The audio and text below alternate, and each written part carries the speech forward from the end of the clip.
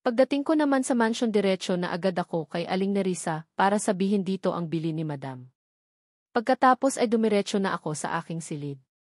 Nag-text muna ako kay Gray para sabihing nakauwi na ako. Napakatagal bago ako dinalaw ng antok kay isip sa mga nangyari hanggang sa tuluyan na rin kong nakatulog. Naalimpungatan lang ako nang maramdaman kong may humalik sa aking noo. Kaya napamulat tuloy ako. Gray, gulat na sambit ko. Sorry, didn't mean to wake you up, kaso ang lakas ng pakiramdam mo. Bulong nito habang hinahaplos ang buhok ko. Kailangan ko na ring umalis agad. May mga kinuha lang ako dito sa bahay na importante, sabi pa nito. Ayoko pa sana siya umalis pero alam kong marami itong iniisip ngayon, kaya ayoko nang makadagdag pa. Okay, ingat ka, sabi ko na lang. I love you, bulong niya bago ako siniil ng halik sa labi. I love you din, tugon ko. Tears I to sleep, okay, anya habang hinahaplos ang pisngi ko. Marahan akong tumango. Okay, sagot ko. Good girl, bulong niya sabay halik sa noo ko.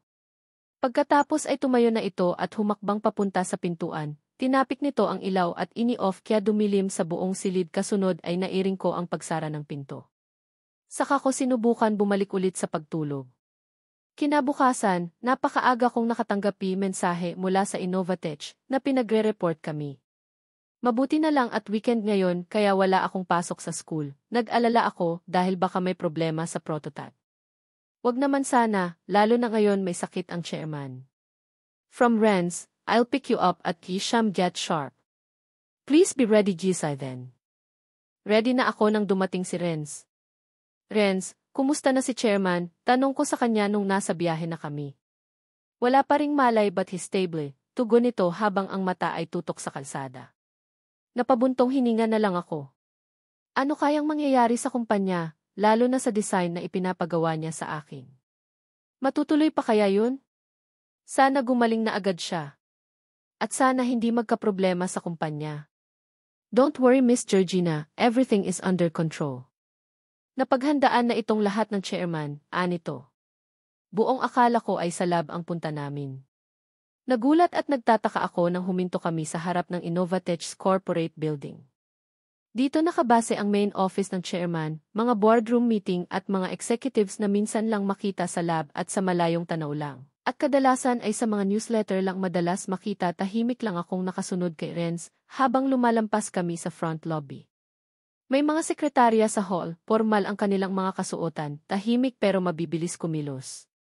Pagbukas ng pinto, bumungad agad sa akin ang eksenang ayon ko lang nakita. Malaking conference room, halos kalahati na ito ng ballroom. May glass wall sa gilid at tanaw ang bahagi ng lungsod. Sa gitna ay may isang mahaba at makintab na marble table. Habang maayos ang pagkakaupo ng mga tao na nauna nang dumating. Parang mga executive, mga senior directors, heads of legal and operations at ilang mga banyagang consultants na mukhang investors. Mukhang ako lang yata ang ordinaryong empleyado na naririto. Kung alam ko lang na ganito, sana nag-slacks na lang ako ngayon. Kesa dito sa suot kong lumang jeans, t-shirt at tennis shoes. Akala ko kasi ay sa lab ang punta namin at magjo-jumpsuit lang ako buong araw.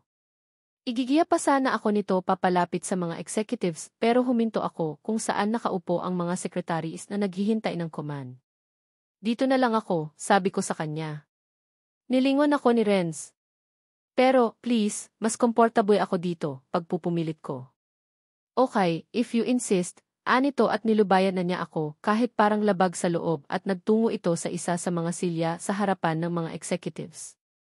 Lihim akong nagmasid. Napansin ko ang sekretarya malapit sa kinaupuan ko. Grabe, ang gaganda nila.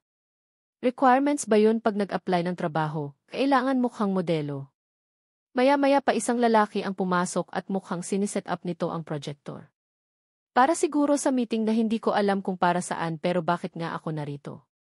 Parang naligaw lang ako dito.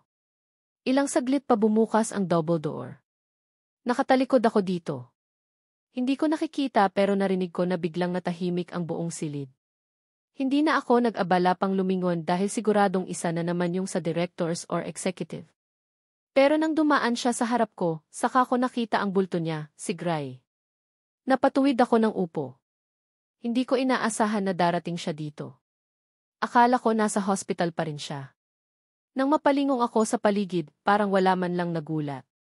Wala man lang kumukwestiyon na tila inaasahan na ito. Ako lang yata yung nagulat. May suot siyang dark charcoal suit. Matikas ang kanyang postura.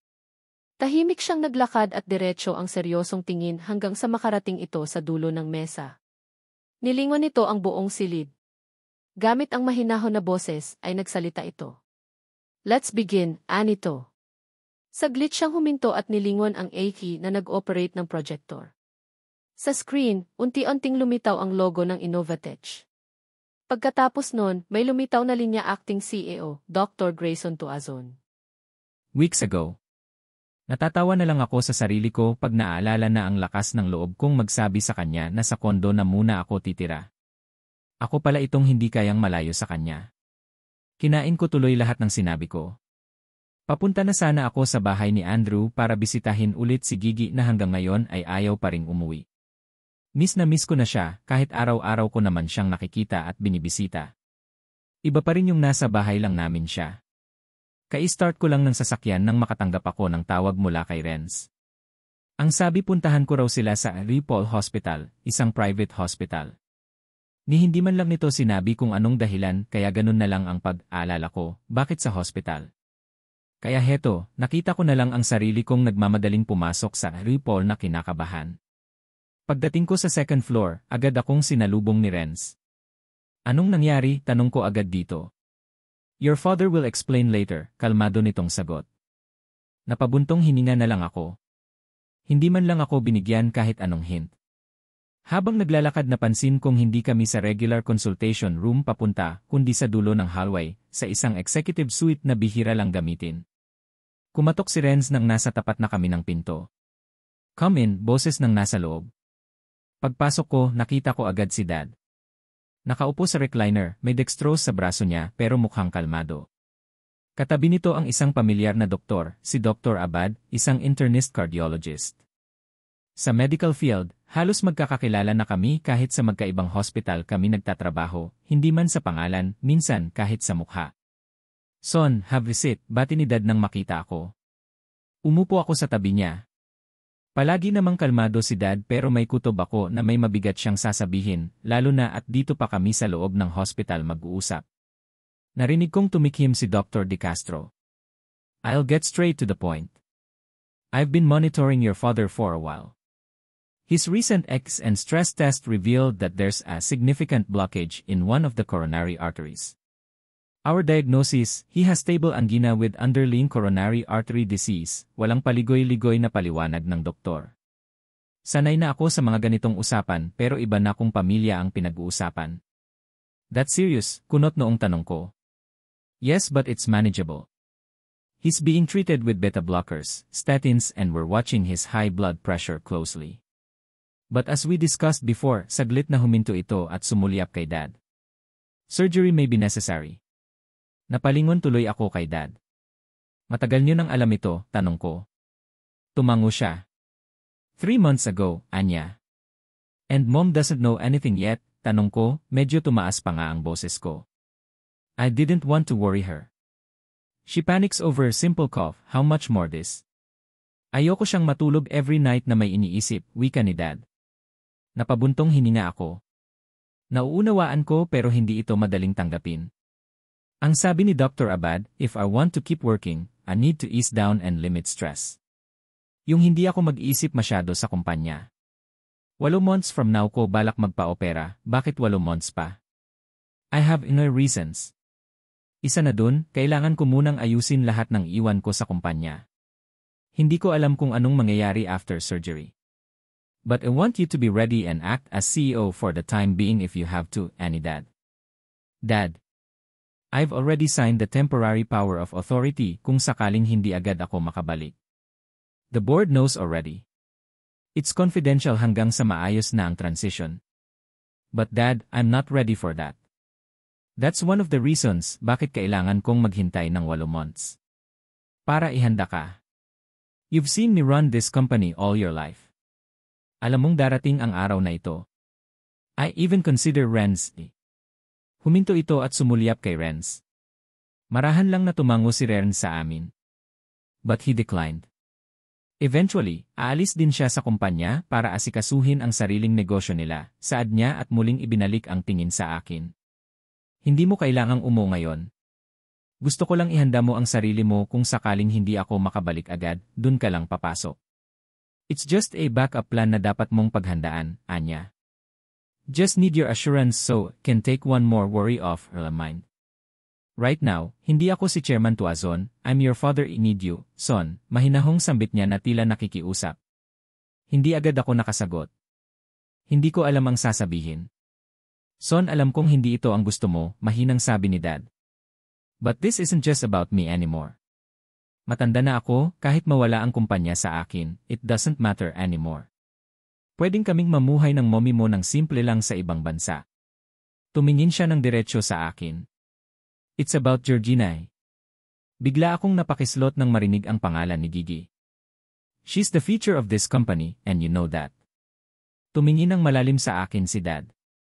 She's brilliant, but she's still young and emotionally not ready.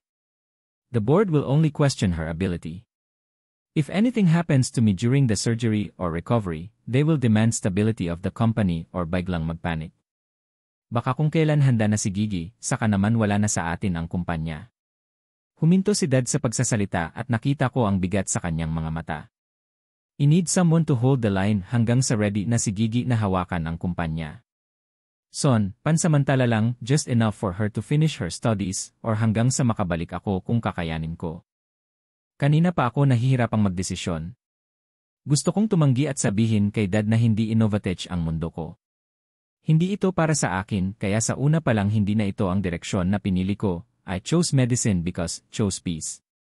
Pero nang banggitin ni Dad ang pangalan ni Gigi, kusa na lang bumuka ang bibig ko at nagsalita. I'll do it eh. Wala akong naramdaman ni Katiting na pag-aalinlangan na sabihin yon. Narinig ko ang mahinang pagtawa ni Dad. Kung alam ko lang na si Gigi lang pala ang kailangan para mapapayag ka, sana noon pa lang, nakilala na natin siya, ani Dad na napapailing. Narinig ko na lang na bigla itong tumawa. Kaya taka akong napatingin sa kanya. Hindi nga pala pwede yon.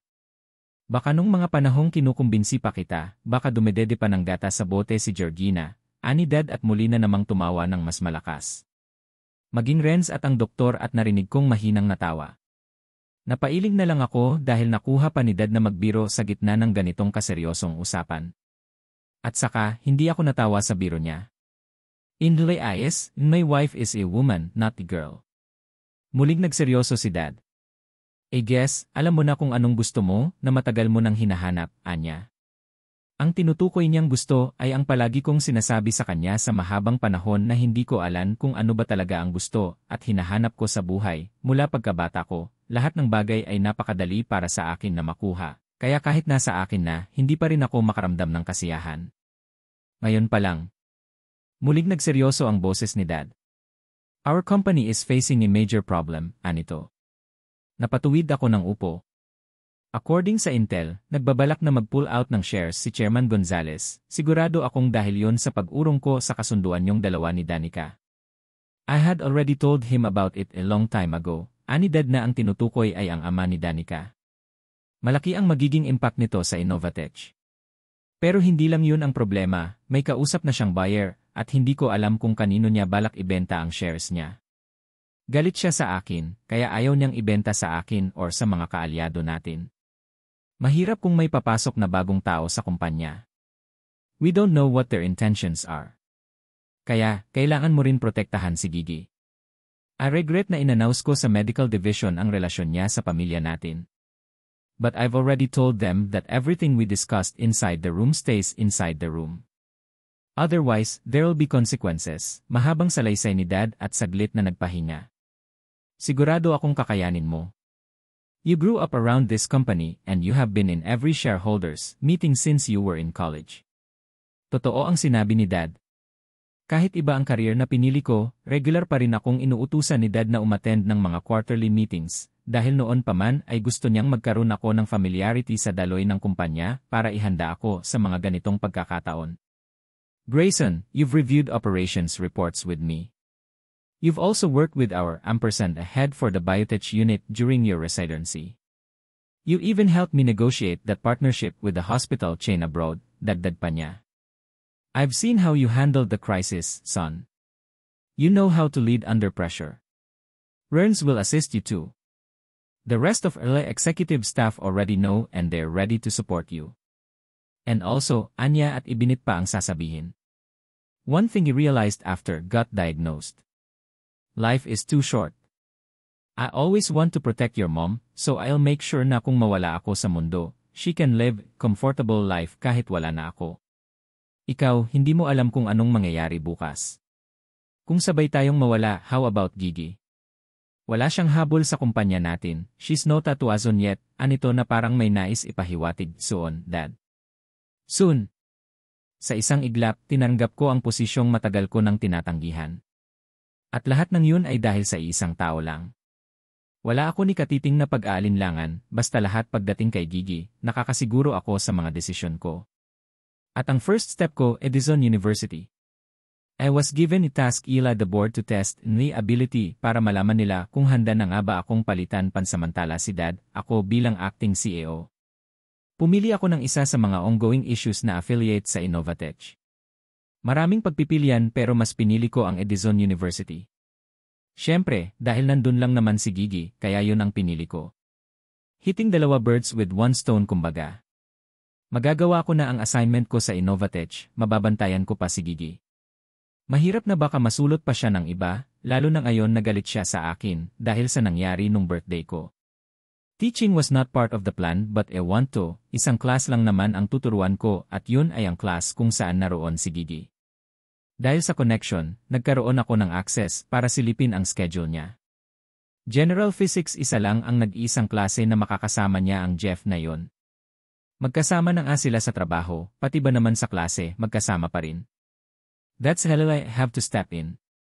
Hindi pa nagsisimula ang pasukan, na-resolve ko na agad ang anomaly na nagaganap sa loob ng Edison University. Pero hindi muna ako agad umalis at ipinagpatuloy ko pa rin ang trabaho dito. I'm only on campus for a few hours, twice a week and the majority of our schedule is now focused on quiet training phase at Innovatech. Wala pang 1 week simula nang mag-start ang pasukan, something dawned on me. Whether you're running a company or working in a hospital, both steal time away from your family. Nakagisnan ko na si Dad na halos buong oras niya ay nasa Innovatech. But at least din my mom, nasa bahay lang siya. Kaya napapaisip ko, ano na lang ang mangyayari sa amin ni Gigi if she becomes CEO and I go back to being a doctor. Baka hindi na kami magkita. At yun ang madalas na dahilan why some marriages start to fall apart. So, I came up with a really important decision, isang bagay na hindi ako nahirapan o nagdalawang isip man lang. I want to stay right where I am. Innovatech is huge, and there are so many ways can apply everything I've learned in medicine while still being Eli Gigi's side. Before, laging tinanong ni Dad kung anong gusto ko, ito na yung sagot ko. Ang magkasama kami habang inaalalayan ko siyang mabuo ang mga pangarap niya. At kasabay din nun ang pagbuo ng pangarap ko na matagal ko nang hinahanap. Hindi career or karangyaan. Simple lang, ang buo at masayang pamilya sa piling ng taong habang buhay kong nais na makasama. Kasalukuyan. Saglit na nahinto si Gray sa pagsasalita dahil mukhang technical problem sa projector. Habang naghihintay ay nakita ko pa si Gray na mahinang nakikipag-usap sa ilang mga naroon sa malapit sa kanya. Tahimik lang ako naupo at nagmamasid. Hindi niya siguro alam na. Narito ako sa gilid ng silid, kahilera ng mga sekretaris. 3 sekretarya na nakupo malapit sa akin at mahinang nagbubulungan.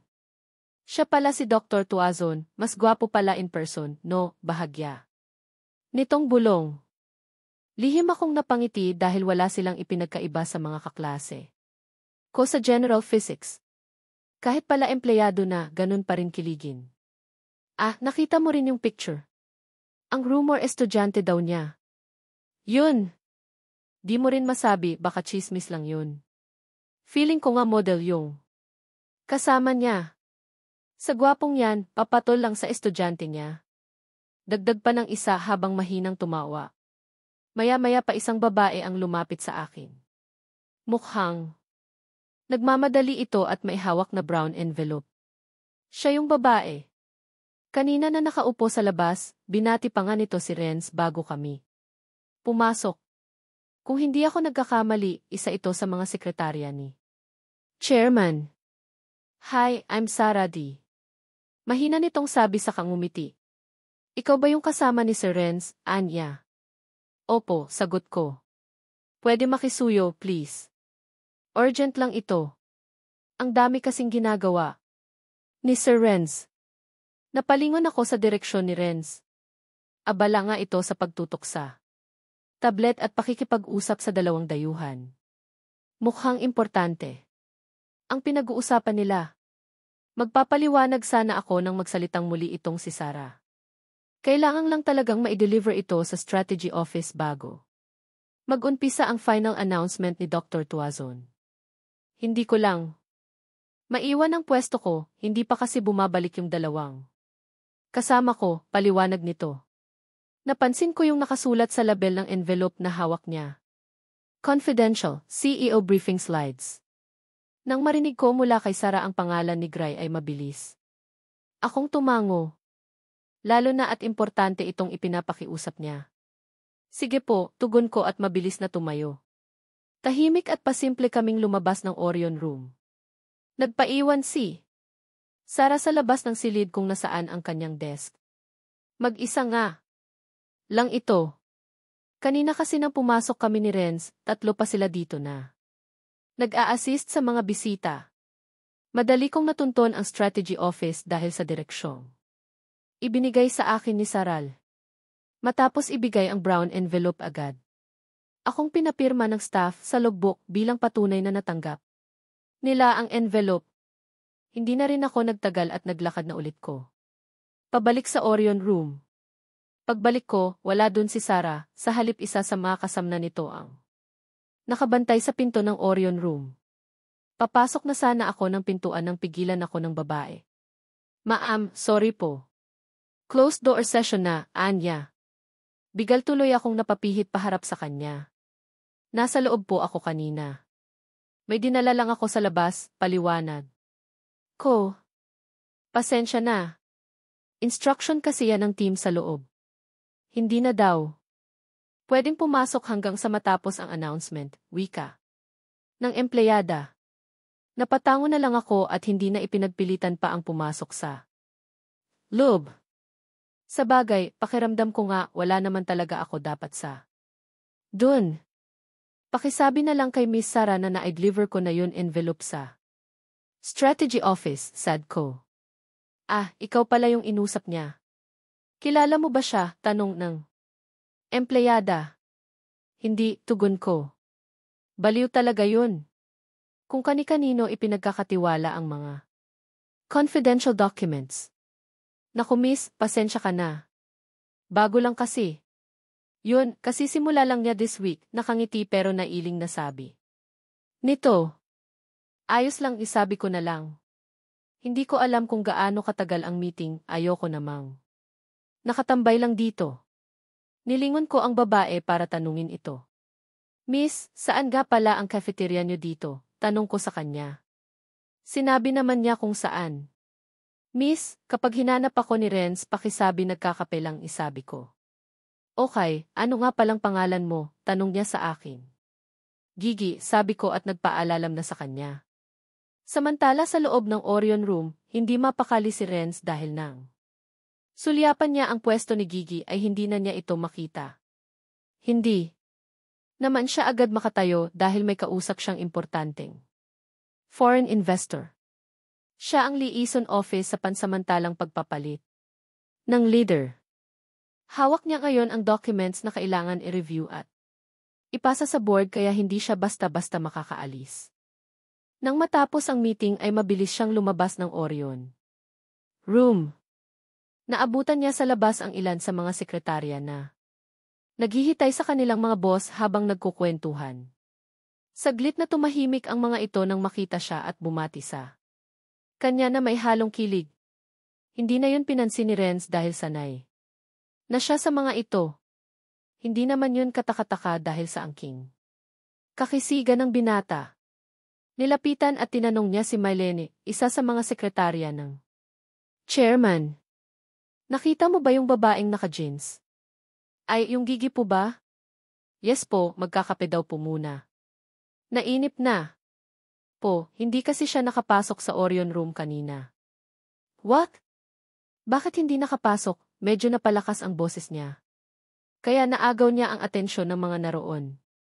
Sasagot pa sana ang empleyada nang magsalita ang isa pang babae, si Sarah. Pasensya na po, sir. Pinakiusapan ko po siyang i-deliver yung briefing. Slide sa strategy office. What? Gulat na sambit ni Renz. Pasensya na po, sir. Akala ko po kasi assistant nyo, na kayo kong sabi. Ni Sarah. Hindi mo siya dapat pinalabas. She's not just a guest, she's. Hindi na naituloy ni Renz ang sasabihin at napabuntong hininga na. Lang nang makita ang namumutlang mukha ni Sarah. Iritado itong tumalikod at mabilis na lumayo sa kasumakay ng elevator habang ang lahat ay tahimik lang na nakasunod ang tingin sa lalaki. Nang makita nilang sumakay ito ng elevator ay saka pa lang ang mga ito nagsalita. Sila ba, wika ng isa sa mga ito? Kung anong espekulasyon agad ang sinabi ng mga ito dahil sa nakitang reaksyon ni Renz hanggang sa isa-isa na silang nag-alisan. At natira na lang ang dalawang sekretarya ng chairman sa kanilang desk habang busy silang nakatutok ang tingin sa computer. Gumagawa ng report. First week ko palang bad shot na agad ako kay Sir Renz, hinaing ni Sarah. Hayaan mo na yun. Mabait si Sir Renz. Nagkataon lang siguro na overly protected siya sa girlfriend niya. Swerte naman nung Gigi na. Yun, ang gwapo na ni Sir Renz, ang sweet pa. Hindi ko akalaing may time din pala sa love life si Sir Renz, kahit sobrang busy niya. Kinikilig na sabi ni Mylene. What did you say? Wika ng baritonong boses ng isang lalaki mula sa likuran. Napatayan ng wala sa oras ang dalawang sekretarya nang makita nila si Gray. Hindi nila namalayarang nakalapit na pala ito sa kanila. Sir D. Nahihiyang sabi ng mga ito at bahagya pang yumuko dahil nahuli sila ng CAO na pinagsitsismisan ang kanang kamay ng chairman. Ano yung pinag-uusapan nyo? At sino ka mong girlfriend ni Renz T? Tanong ni Gray na nakakunot ang no. Nang lumabas kasi siya ay malinaw na narinig niya ang pangalan ni Gigi. Kaya inuusisan niyang maigi kung anong uusapan ng mga ito. Hindi po kasi namin alam na guest pala ni Sir Renz si Miss Gigi. Lumabas po siya saglit pero pagbalik niya, hindi na siya nakapasok. Kasi closed door meeting na. Kaya ayun po, nagalit si Renz nung malaman niya, paliwanag ni Mylene. Napakunot ang noo ni Gray. Kung ganun na rito si Gigi kanina. Hindi ko po kasi alam na girlfriend siya ni Sir Renz, nahihiyang. Sabi ni Sarah at napayuko na lang. Fake news. Parehong natigilan ang dalawang sekretarya dahil sa sinabi ni Gray. At napatingin sa bagong CEO. Paano niyo naman nasabi yan? Can't you see, hindi sila bagay. Papasa nang ang uncle ni Gigi si Renz, sambit pa ni Gray. Lalo nang hindi nakapagsalita ang dalawang babae nang marinig ang galit na boses ng kanilang boss. Next time, don't spread rumors lalo na at walang basehan. Mariing ani Gray at saka tinalikuran ang dalawa. Nakalimutan kong i-charge ang cellphone kagabi kaya na-drain agad ang battery ko. Mabuti na lang may wall clock malapit sa pwesto ko. Kaya alam kong matagal na rin ako dito sa food court.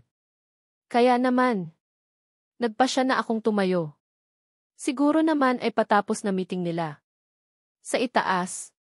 Papunta na ako sa elevator nang matanaw ko si Renz na tila nagmamadali. Nako, hinahanap na siguro niya ako. Renz, tawag ko sa kanya sabay kaway. Umaliwalas ang mukha ni Renz nang makita ako na parang nabunutan ng tinik. Pasensya ka na sa nangyari, hindi ka nila dapat pinaalis. Okay lang. Importante naman yun, mabuti na i-deliver ko, sabi ko sa kanya. Gusto mo bang umakyat sa taas para kausapin si Doc? Umiling ako. Hindi na, ayos lang. Siguradong busy yun sa dani ng gustong kumausap. Magkikita naman kami sa bahay. Tumango si Renz at nagtungo na kami palabas ng building para ihatid ako pabalik ng bahay. Renz, pwede bang sa ospital mo na lang ako diretso? Gusto kong kumustahin ang Chariman, pakiusap ko. Okay, dun din naman ang punta ko. Sa ngayon hindi pa rin siya. Nagkakamalay. Nalungkot ako sa nariig. Pasensya na ulit sa nangyari kung isinama kita sa dito pero hindi mo rin nakita ang nangyari, pag-iiba niya ng usapan. Napalingon ako sa kanya. Ano bang dapat mangyari bukod sa appoint na maging acting CEO zero ang asawa ko? Nakakapagtaka ba yun? Anak siya ng may-ari ng Innovatech. Lilinawin ko lang na ito ang gustong mangyari ng chairman at kung gising lang siya, ipapatawag ka rin niya para nandun ka at panoorin. Ang unang araw ni Doc as CEO, pagsasalaysay ni Renz habang nagda-drive. Nako, nakaka-intimidate naman yung mga tao dun kanina, wika ko. Natawa naman si Renz. Kaya ba dun mo gustong umupo sa tabi ng mga sekretary? Tanong niya. Tumango naman ako bilang pagsang-ayon. May inihanda akong pwesto para sa'yo, malapit lang pero hindi naman sa mismong table ng mga board members. This isn't the right time yet for you to be formally introduced, Anito.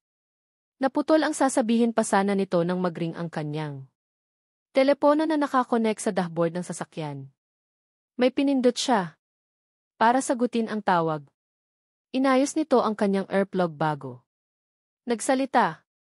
Hello, Anya, tapos ay tumahimik na tila nakikinig sa kabilang linya. Narinig ko siyang natawa at nangingiti pa. Okay, narinig kong sabi nito. Tapos na yatang makipag-usap. Nangingiti pa rin ito habang tumitingin sa may bintana at pansin. Kung unti-unting bumabagal ang patakbo ng sasakyan para huminto. Sa gilid ng kalsada. Nasiraan ba? Bakit tayo tumigil? Takang tanong ko. Isang ngiti lang ang ginawa niya. See it for yourself, Anito. Bago pa ako makapagtanong ulit ay saka naman tumunog ang lock ng pinto. Napalingon ako kay Renz pero tahimik lang itong nailing at tumingin sa side mirror. Napaigtad ako nang biglang bumukas ang pinto sa gilid ko kaya dun naman ako napalingon, si Gray. Suot pa rin ito ang charcoal suit na ginamit kanina sa meeting. Bahagya pa siyang nakayukod habang nakasilip sa loob ng sasakyan. At diretso ang kanyang tingin sa akin. Ang isang kamay nito ay nakapatong sa frame ng pinto, habang ang isa naman ay nakasuksok sa bulsa ng kanyang pantalon. Gray, bulalas ko at hindi ko napigilang mapangiti nang makita siya. Gumanti ito ng ngiti sa akin at saka inilahad nito ang kamay na nag-aanyaya para bumaba na ako. Let's go, Anito. Nagtataka man ay walang tanong-tanong na humnawak ako sa kamay niya nang bumaba ako ng sasakyan. Nakalimutan ko na tuloy magpasalamat kay Renz dahil nasa poging asawa ko na ang aking buong atensyon. Bakit ka narito? Akala ko nasa meeting ka pa. Sa hospital ba tayo didiretso? Magkasunod at excited na tanong ko. Masaya lang ako kasi kasama ko na ulit si Gray. Hindi naman siya sumagot. Ngumiti lang ito so nag-assume akong ang kanyang sagot. Hindi ko na siya muling inabala pa dahil nagmamaneho na siya. Akala ko ay hospital ang punta naming dalawa pero mukhang ibang daan ang tinutumbok namin at sa tingin ko pauwi kami ng mansion. Pagkahinto sa loob ng bakura ng mansion ay mabilis na bumaba ng sasakyan si Gray. Katatapos ko palang kalasin ang seatbelt ko nang buksan na niya ang pinto saka inabot ang kamay ko. Habang naglalakad kami ay parang gustong-gusto ko nang sabihin sa kanya na namiss ko siya dahil sa hospital siya natulog kagabi pero hindi ko ginawa. Nahihiya kasi ako. Ako kaya namiss din niya? Siya ang nagbukas ng pinto at pagkapasok namin sa kwarto. Marahan niya akong kinabig at saka siniil ng halik. Napapikit ako at marahang tumutugon sa halik niya. Nabitawan ko na tuloy yung bag ko pero hinayaan ko na lang kumalas siya sa akin kaya akala ko ay tapos na. Nagulat na lang ako nang bigla nitong hubarin ang suot niyang pangitaas na damit habang nakatingin sa akin hanggang sa malantad ang kanyang katawan. Anong ginagawa no, kahit may pakiramdam na ako kung ano? Nagulat lang ako kasi walang abiso. Nakita kong inaalis na rin ito ang suot na sinturon. Doon ako medyo nagpanik. Sandali, hindi pa ako naliligo, sabi ko at medyo umatras palayo sa kanya. Nakakahiya kasi baka maamoy niya na pawisan na ako. Sumilay ang ngiti sa labi niya matapos narinig ang sinabi ko. Don't care. Anito at tuluyan nang ang nahubad ang kanyang pantalon saka mabilis na lumapit sa akin at hinapit ako palapit sa kanya. You're mine now, I can make love with you anytime we want. Mabahon ako, alinlang ang sabi ko. Bumaba ang mukha niya at sumiksik sa lig ko. Hindi nanan eh. Ang bango nga eh, narinig kong sabi niya at itinuloy sa pagpapaulan ng halik sa lig ko. Nang magsawa siya dun ay pinangko niya ako at dinala sa ibabaw ng kama. Doon ay muli niyang ipinadama kung gaano niya ako kagustong maangkin. Pagkalipas ng ilang minuto, nakita ko na lang ang sarili kong kayakap niya sa ilalim ng kumot. Babalik ka ba sa hospital ngayon? Sama ko, sabi ko sa kanya. Yun naman talaga ang balak kong gawin kung hindi lang kami nauwi dito sa kama. Yes, that's the plan, tugon nito. Ganun ba? Sige mag-shower lang ako, sabi ko at bahagyang kumala sa kanya. Sabay na tayo, ani Gray at ganun na nga ang nangyari. Hindi na ako masyadong nagulat dahil naranasan ko ng mag-shower, kasama siya nung honeymoon namin. Ang pinakaiba nga lang ay parang may iba siyang binabalak ngayon. Habang nasa ilalim kami ng shower, nagsimula siya sa pahalik-halik at pahaplos-haplos at ramdam kong may iba talaga itong nais mangyari. Teka lang sandali. Nakaisa ka na ha, sabi ko sa kanya. Katatapos lang namin tapos isa na naman? Welcome to marriage life, my love. Isang pilyong ngiti ang kanyang pinakawalan bago muling nagsalita. Mukhang graduate ka na sa dahan-dahan. I'm sure kaya mo na ng isa pang round. Bulong niya bago niya ako halikan ng mariin. Kanina lang ang saya-saya naming dalawa sa bahay. As soon as tumapak kami dito hospital naramdaman ko na naman ang bigat ng dibdib. Halos lakad-takbo kami ni Gray sa ospital dahil habang nasa biyahe kami ay nakatanggap siya ng tawag na nagising na raw ang chairman. Kalalabas lang ni Dr. De Castro sa silid nang maabutan namin siya sa hallway. Nagising na kanina na si Chairman Tuazon pero mahina pa rin ang katawan. Kaya nakatulog ulit ito. He was conscious and responsive pero kailangan pa rin i-monitor ng mabuti. Ani Doc, gaano kalala ang kondisyon niya? Seryosong tanong ni Gray. We're still dealing with significant coronary artery blockage. But right now stable na ang heart rhythm niya. Nagre-respond ang katawan niya sa initial medications pero hindi yan pang matagalan. The blockage is progressive, eventually hindi nagagana ang gamot sa kanya. In fact, we're estimating at least 5 to 6 months we might have to consider invasive intervention, like bypass or angioplasty, paliwanag nito. Bakit kailangan pang maghintay ng ganong katagal? Huminto saglit ang doktor. Your father declined, ayaw ng ama mo ng bypass surgery. Ayaw niya. Kunot noong tanong ni Gray. Mas mabuti pa siguro na siya na lang ang tanungin mo, anang doktor at saka ito nagpaalam. Pumasok naman kaming dalawa daloob. Tulog na tulog nga si chairman. Ganon din si madam na may sariling higaan. Nasa loob din si Renz, nakaupo at nakaharap sa laptop. May isang bakanting upuan sa harap nito at doon nagtungo si Gray.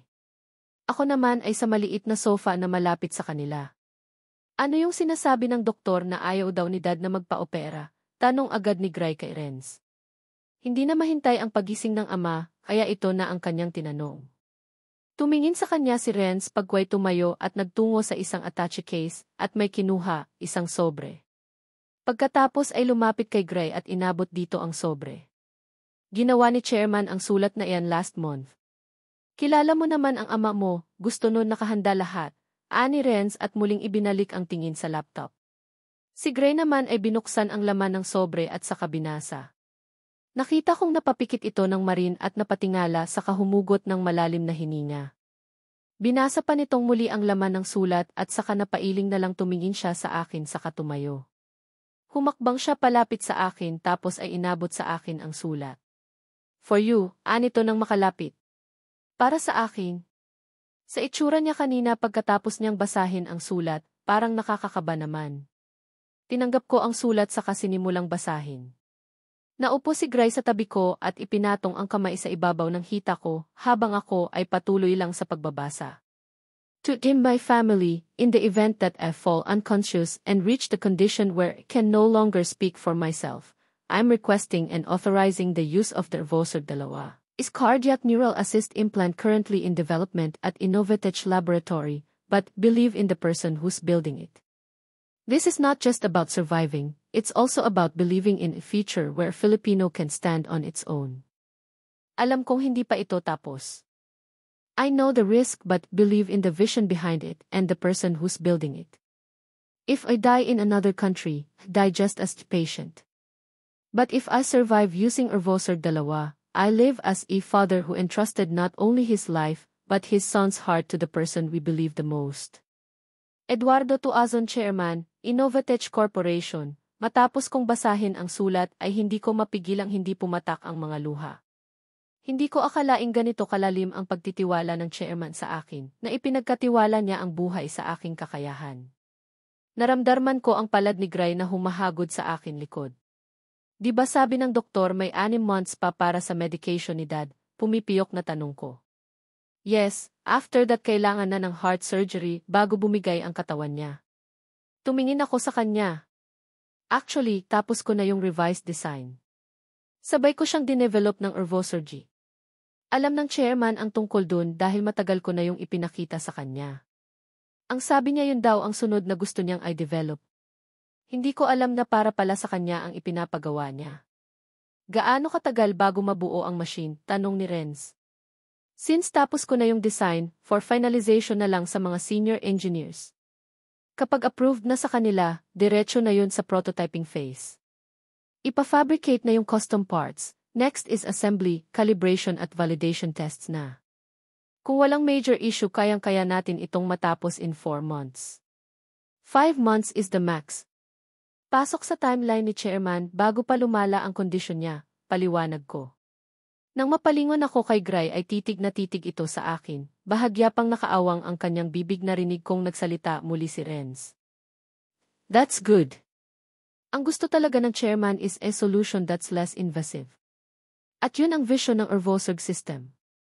It might be risky but if it works, it'll change the cardiac surgery forever dito sa bansa. Mas affordable na ito sa mga pasyente. Hindi na kailangan pang umangkat ng mas mahal ng surgical machine sa ibang bansa, salaysay ni Renz. Naramdaman ko ang kamay ni Gray sa palad ko. Baby, ayokong i-pressure mo ang sarili mo dahil dito, may pag-aalala sa kanyang boses. Umiti ako sa kanya. Hindi naman ako na-pressure dahil sigurado akong magiging successful ang machine. Ganun ako kumpiyansa sa gawa ko. Ang mas inaalala ko ay ang kalagayan ng chairman habang naghihintay ito na mabuo ang project.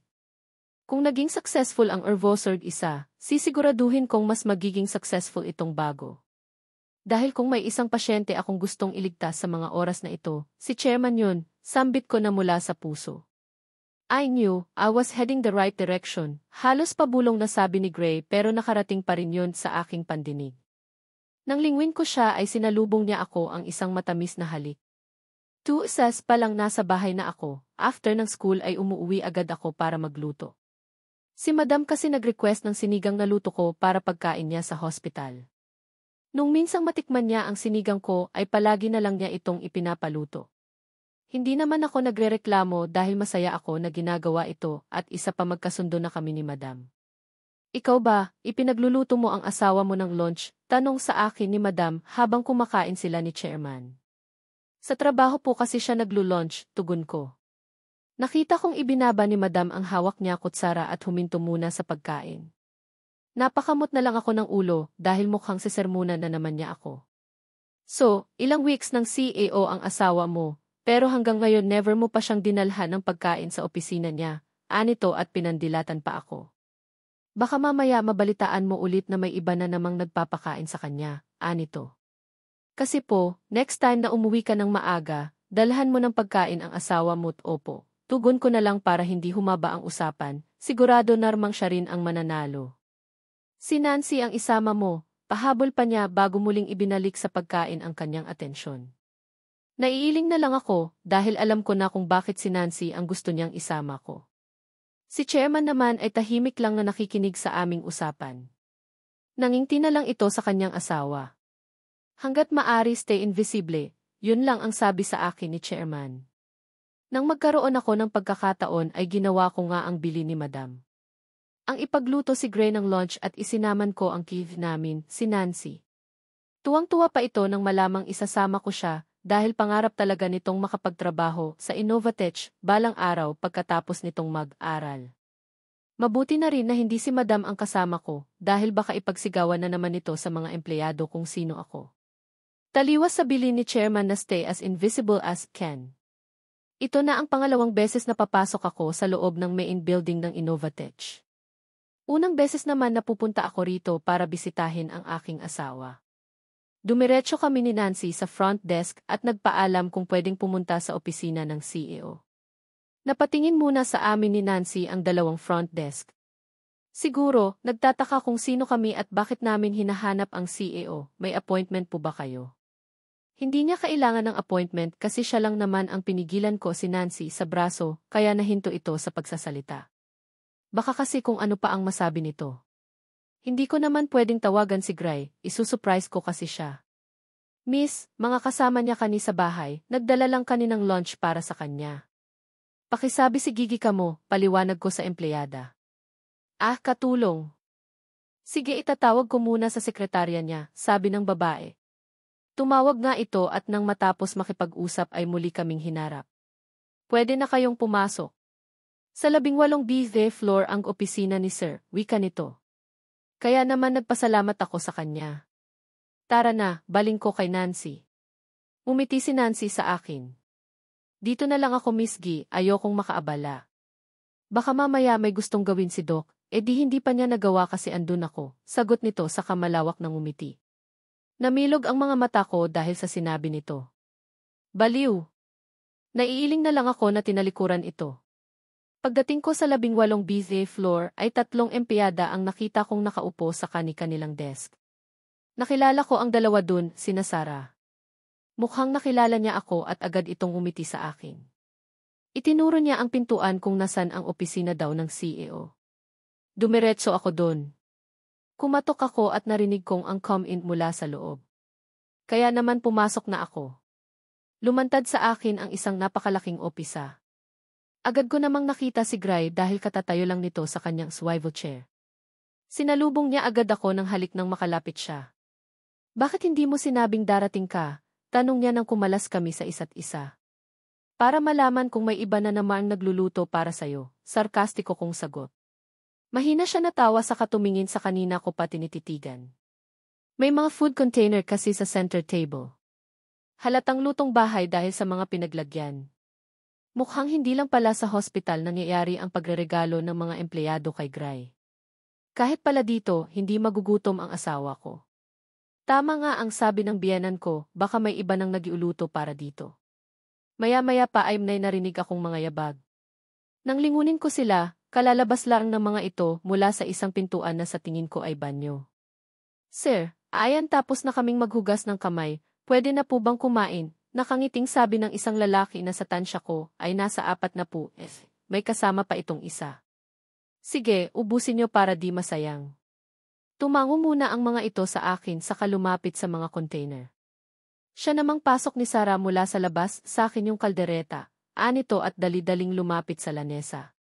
Parang automatic ang kilos ng 3. Sabay-sabay nilang dinampot ang mga pagkain at sa isang iglap na kalabas na ang mga ito na bitbit lahat ng nasa ibabaw kanina ng table. Kunot noo ko silang sinundan ng tingin palabas ng opisina. Napangiti ako ng kusa nang maitindihan kung anong nangyayari. Kesa itapon, ipinamimigay ko na lang nakangiting sabi ni Gray sabay agaw ng lunchbox na hawak ko. Lihim akong napangiti. Siguro, dapat masanay na akong na may humahanga sa asawa ko. Ako nga asawa na niya hanggang ngayon kinikilig pa. Ano bang niluto ng misis ko? Tamang-tama gutom na ako, anito at saka bumalik sa kanyang desk habang bitbit ang lunchbox. Binuksan niya ang dala ko. Nagluto ako ng menudo, gulay, soup at kanin. Nakita kong inamoy niya yun at saka nagsinulang kumain. Hinintay ko lang siyang matapos at saka ako nagpaalan na. Pagbaba ko sa isa't floor ay naabutan ko si Nancy na masayang nakikipagkwentuhan sa front desk. Kanina lang, ang seryo-sero ng mga empleyadong yun tapos ngayon mukhang na-recruit na agad ni Nancy sa kanyang binuong Maritz Group. Nang makita niya ako ay agad itong nagpaalam sa mga kausap sa lumapit sa akin. Uwi na tayo, Miss G. Gusto mong magkape? Tanong ko sa kanya. Naalala ko na maganda nga pala ang food court dito. Hindi naman tumanggi si Nancy at agad na sumama sa akin. Sumakay kami ng elevator, kaming dalawa lang sa loob. Naku Miss G, dapat lagi kang bumibisita dito, ani Nancy. Bakit? The moment na nagtanong ako, halos magkandahaba-haba na agad ang nguso nitong si Nancy. Nalaman ko sa mga front desk na palagi daw may bumibisitang babae kay Doc. Maganda daw at sexy. Ang sabi pa, shareholder daw yun at Miss Lorraine daw ang pangalan. Dati naman daw minsan lang yun magpakita. Pero simula nang maging CEO si Doc, lagi na raw nandun. Kahit malaki ang tiwala ko sa asawa ko, hindi ko magawang hindi mag-alala. Ewan ko ba, magaling lang talaga yata itong si Nancy pagdating sa mga ganito. Kaya dapat nagpapaseksi ka na rin Miss G at baka hindi na gumana ang mga luto-luto mo, anito sabay pakawala ng tawa. Baka gusto mo ikaw pagbayarin ko ng kape natin, singhal ko sa kanya. Tinampal ni Nancy ang sariling bibig. Ay, sorry na po. Joke lang yun. Pasmado kasi minsan itong bibig ko kay inom ng malamig, alam ko namang lab na lab ka ni Doc eh. Anito sabay peace sign pero hindi inaalis ang malawak nitong ngiti. Pagdating namin sa food court, kagaya ng inaasahan, namangha si Nancy sa nakita. Buong floor ay food court, tambayan ng mga empleyado. Magtatrabaho talaga ako rito, excited na sabi nito. Tumambay muna kaming dalawa ng ilang minuto saka ako nagyayang umuwi na. Pero habang naglalakad ay napansin ko na may mini pasalubong shop din pala sa loob nitong food court. Kaya niyaya ko muna si Nancy doon para magtingin-tingin ng pwedeng bilhin. Pumili ka ng gusto mo, akong magbabayad, sabi ko sa kanya. Nakakita ako ng isang magandang bandana. 2 na lang ang natitira. Dinampot ko ang isa at saka binayaran sa cashier. Pati yung nagustuhan ni Nancy ay binayaran ko rin. Naibigay na ng cashier sa akin ang resibo nang mapansin niya ang may punit sa bandana sa dulo. Ma'am, may sira po pala ito, baka po gustong niyong kunin na lang yung isa pang natitira. Wika ng cashier. Ganun nga ang ginawa ko. Bumalik ako sa pwesto kung saan nakadisplay ang bandana. Dinampot ko ito. Ang ganda talaga. Binitawan ko pa ito para pagmasdan lang ang design. Ganun na lang ang gulat ko nang biglang may dumampot nito. Nice, I love it, wika ng babae habang hawak ang bandana. Miss, nauna na ako sa display ko siya nakuha, hindi sa kamay mo, wika nito. Pero mas nauna nga ako, sabi ko. Tumaas ang kilay ng babae. Alam mo miss, hindi porke nasa tabi mo, ibig sabihin sa'yo na siya habang buhay. Lalo na kung hindi naman talaga bagay sa'yo, anito. Sayang, ang ganda pa naman niya pero mukhang may attitude. Sa tingin ko ay nasa late 20 na ito or early 30 pero sobrang sosyalera ng dating. Kaya nakakapagtaka na nakikipag-agawan siya dahil lang sa isang bandana. Nagulat ako nang biglang sumulpot si Nancy sa likuran ko at hinablot ang bandana mula sa babae. Nagulat din ang babae sa ginawa ni Nancy. Mas nauna nga siya. Kulit gigil na sabi nito sa babae. Narinig ko ang boses ng cashier na nakalapit na rin sa amin. Mukhang narinig nito ang pagtatalo. Tumingin ito sa babae at bahagyang yumuko. Ma'am, pasensya na po. Pero nabayaran na po niya yan, wika nito. Kitang-kita ko ang pagbabago ng hilatsa ng mukha ng mestisang babae. Hindi nito nagustuhan ang sinabi ng cashier, pero wala siyang magagawa kasi bayad ko na yun. Kaya ako naman ang nagsalita. May mga bagay talaga na kahit wala akong gawin kusang babalik kahit agawin pa sa akin, sabi ko. Tumingin sa akin ang babae ng makahulugan. Don't be so confident. Baka hindi mo alam may unti-unti na palang nawawala sa'yo nang hindi mo namamalayan, anito at pinasadahan pa niya ako ng tingin mula ulo hanggang paa. Umiling-iling ito bago mahinang tumawa, saka basta na lang ako tinalikuran at lumabas ng tindahan. Burikat, pahabol na sigaw ni Nancy. Konti lang subjects ko today, kaya maaga akong umuwi ng bahay. Gusto ko sanang dumaaw muna sa hospital kaso sigurado akong tatanungin na naman ni Madan kung dinalhan ko ng lunch ang asawa ko. Kaya nagluto muna ako para kay Gray paglatapos ay saka ko naman bibisitahin sina chairman. Kaldereta ang niluto ko dahil alam kong gustong-gusto ito ni Gray. Nung una ko siyang ipinagluto nito ang dami niyang nakain. Tapos panay ang reklamo na napapadami daw ang kanin na kinakain niya kapag ako ang nagluluto. Kahit alam kong may kasamang bola yun, napapangiti na pa rin ako sa kilig. Wala ang tatlong Marits ngayon. Nag-aaral din kasi ang mga ito at may tinatapos daw na project sa school, kaya wala pa sila dito sa bahay. Kilala ko naman yung ibang kasamhabay dito, pero silang tatalong talaga ang pinaka nakakausap ko palagi. After magluto ay nagpahatid na lako kay Mang Mario. Wag niyo na po akong hintayin, Mang Mario. Baka medyo magtagal pa po ako sa loob. Hihintayin ko munang kumain ang asawa ko, sabi ko bago ako bumaba ng sasakyan. Sige, tawagan mo ako kung gusto mong magpasundo, anito. Pagbaba ng sasakyan ay dumiretso na agad ako sa loob ng building. Mukhang nakilala naman ako ng mga babae sa front desk. Sa CAO ba ang punta mo? Tanong agad nung isa. Nakangiti na ito, hindi kagaya nung pumunta kaming dalawa ni Nancy. Kilala mo? Tanong nung isang empleyada na ngayon ko lang nakita. Maid ng CAO natin. Last week galing din sila dito kasama nung isa pang maid. Kaya next time tandaan mo ha, nagdadala sila ng lunch ni boss, kaya papasukin mo agad, bili nung mas matagal ng empleyada. Muntik na ako maubo dahil sa sinabi nito. Hindi naman nag-iinsulto yung tono niya. Sa katunayan niya ay friendly na ito ngayon. Hindi nga lang niya alam na ako ang asawa ng amo nila. Ganun ba, sabi naman nung isa. Naku miss, nahuli ka ng dating, umalis ang CAO, ang dinig ko maglulunch na siya kaya lumabas. Baka kumakain na yun ngayon, wika ng empleyada. Hay nako, sayang naman ang luto ko. Next time talaga, hindi ko na siya isusurprise pa. Ako lang itong nasurprised eh. Abot na lang nito sa kanya pagbalik niya. Sayang naman, baka ibigay na lang niya yan sa mga staff niya, sabi ko at saka inabot ang lunchbox sa kanila. Kinuha naman nila ito kaya nagpaalan na ako. Katatalikod ko pa lang nang narinig kong magsalita ang isa sa kanila. Feeling ko talaga si Ma'am Lorraine yung babaeng kasama ng bagong CAO sa kumalat na picture nung isang araw. Lihim akong natawa sa sinabi nito. Kung alam lang nila nakaharap nila ang pinagsitsimisan nila. Isa sa mga ito ang sunod na nagsalita. Kaya siguro lagi silang sabay mag-lunch sa labas. Sa narinig ay hindi ko na ituloy ang aking paghakbang. Bigla akong kinabahan. Laging may kasabay si Gray na mag-lunch. Sandali, sinabi ba nilang Lorraine? Hindi ba't yun din ang ikinukwento sa akin ni Nancy last week? Pinili kong wag munang umalis. Kunwari ay tiningnan ko ang aking cellphone para hindi nila mahalatang nakikinig ako sa kanilang usapan.